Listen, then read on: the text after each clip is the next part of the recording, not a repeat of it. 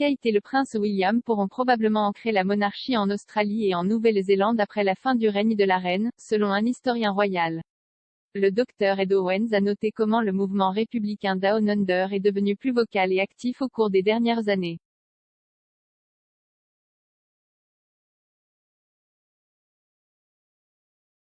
Et il pense que cette vague d'activité est liée au crépuscule du règne de la reine.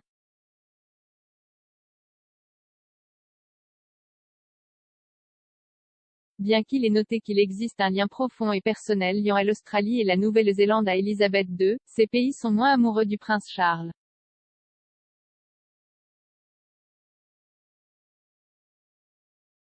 En conséquence, l'arrivée du prince de Galles sur le trône pourrait enhardir les mouvements républicains déjà actifs dans ces pays, notamment en Australie, et susciter de nouveaux appels en faveur d'un chef d'État élu.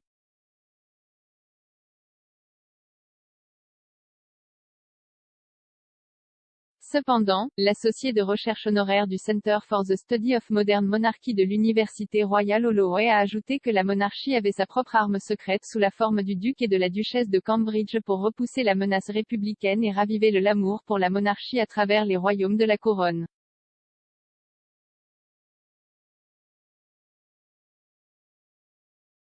Il a déclaré que la dernière visite conjointe du couple en Océanie montrait que cette arme secrète avait déjà été déployée au cours des dernières années.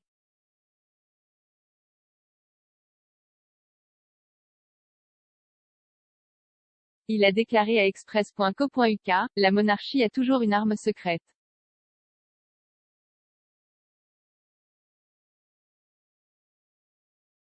L'arme secrète n'est pas le roi Charles III mais le roi Guillaume V.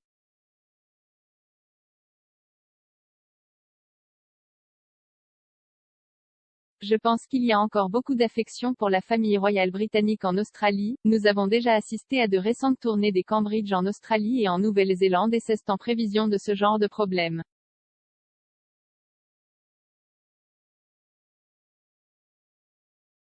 Ils essaient de construire une sorte de loyauté émotionnelle envers la monarchie britannique et ce rôle que cette monarchie continue de jouer en Australie et en Nouvelle-Zélande.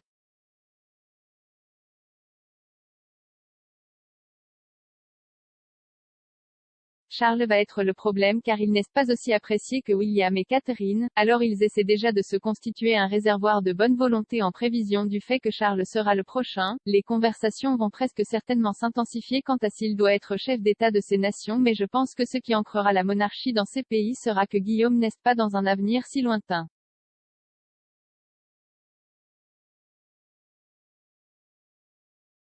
Je pense qu'il y a beaucoup d'intérêt et de bons sentiments envers William et sa famille.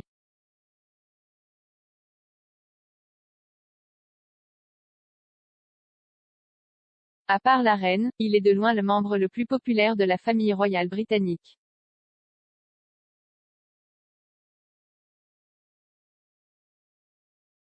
Bien qu'il ait admis que le couronnement du prince de Galles pourrait avoir un impact positif sur le républicanisme, il ne croit pas que son règne, susceptible d'être beaucoup plus court que celui de la reine, entraînera la perte de l'Australie et de la Nouvelle-Zélande pour la couronne.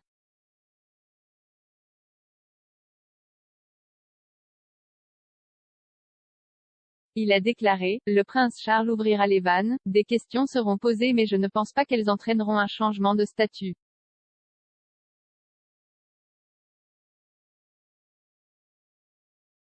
Le prince William s'est rendu à plusieurs reprises en Australie et en Nouvelle-Zélande au cours des 3 dernières décennies, la dernière fois en 2019, lorsqu'il a rendu hommage aux victimes de l'attaque terroriste de Christchurch.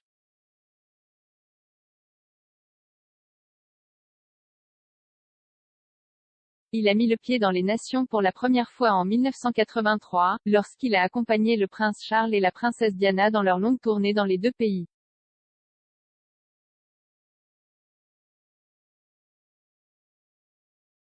Il n'a jusqu'à présent été accompagné dans une tournée dans l'hémisphère sud par Cape Coon et seule fois, en avril 2014.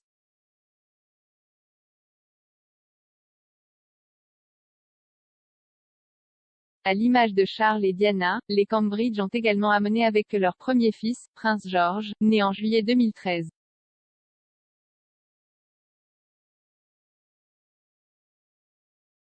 Le Dr Owens a souligné que toute croissance des mouvements républicains dans les royaumes de la reine prendrait plusieurs années pour se traduire par un vote sur un chef d'État élu.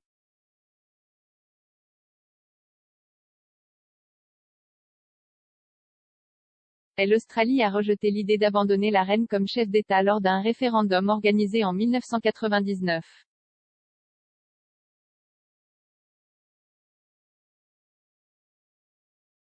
En mars, l'Australian Republican Movement, ARM, a annoncé son intention de définir un modèle de république et a fait part de ses espoirs qu'un référendum soit convoqué dans l'année suivant la fin du règne de la reine.